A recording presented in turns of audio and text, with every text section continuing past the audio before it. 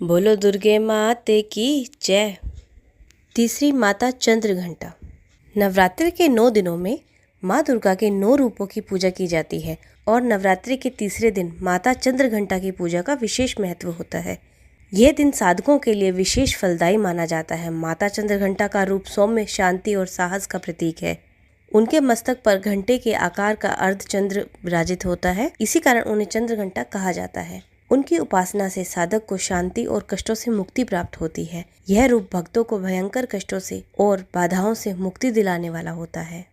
माता चंद्रघंटा का स्वरूप। माता चंद्रघंटा की 10 भुजाएं हैं और वे विभिन्न अस्त्र शस्त्र धारण किए हुए हैं। उनके एक हाथ में कमल का फूल है और अन्य हाथों में शंख, चक्र, धनुष, बाण, गदा और त्रिशूल जैसे शस्त्र हैं। उनका वाहन सिंह है जो साहस और शक्ति का प्रतीक है। उनकी मुद्रा युद्ध करने की होती है, जिससे यह संकेत मिलता है कि वे अपने भक्तों की रक्षा के लिए सदैव तैयार रहती हैं। माता चंद्रघंटा का यह रूप भक्तों के अंदर आत्मविश्वास, साहस और युद्ध की भावना का संचार करता है। वे साधकों को मानसिक और आत्मिक शक्ति प्रदान करती हैं, जिससे वे जीवन की कठिनाइयों और संघर्षों से निडर होकर सामना कर सकें।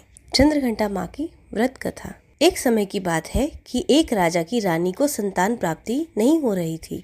उन्होंने अनेक प्रयास किए, लेकिन संतान सुख प्राप्त नहीं हुआ। एक दिन राजा और रानी ने एक साधु महात्मा से मिलकर उनसे उपाय पूछा। साधु ने उन्हें नवरात्रि के समय माता चंद्रघंटा की आराधना करने का परामर्श दिया।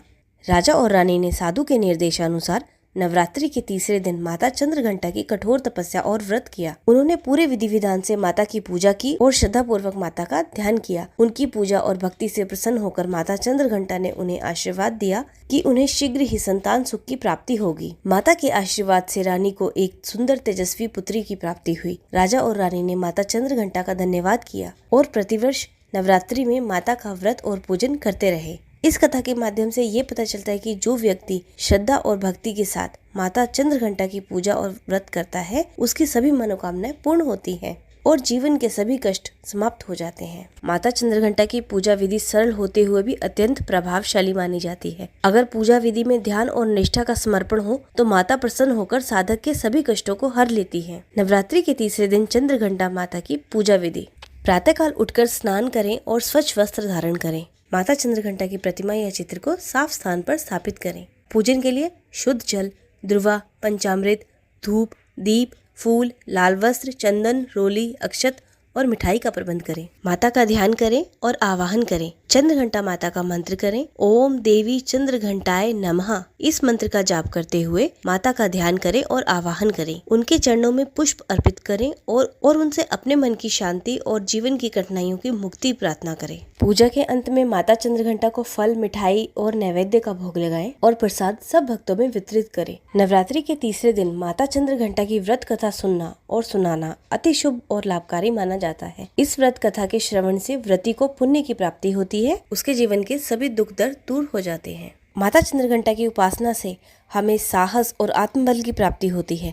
आध्यात्मिक शांति मिलती है। माता चंद्रघंटा हमारी शत्रुओं से सुरक्षा करती हैं, स्वास्थ्य और समृद्धि प्रदान करती हैं। नवरात्रि के तीसरे दिन माता चंद्रघंटा की पूजा साधक को विशेष रूप से आत्मिक और मानसिक शांति प्रदान करती है। माता चंद्रघंटा का स्वरूप साधक को कष्टों से मुक्ति, साहस, शक्ति प्रदान करता है। उनकी पूजा विधि सरल और फलदायी है, जिसे सभी भक्तजन श्रद्धा और भक्ति के साथ कर सकते हैं। जो व्यक्ति इस दिन माता का व्रत करता है और उनकी कथा का श्रवण करता है, उसकी सभी मनोकामनाएं पूर्ण होती हैं और उसके जीवन में सुख शांति का वास होता है। बोलो चंद्रघंटा माता की जय।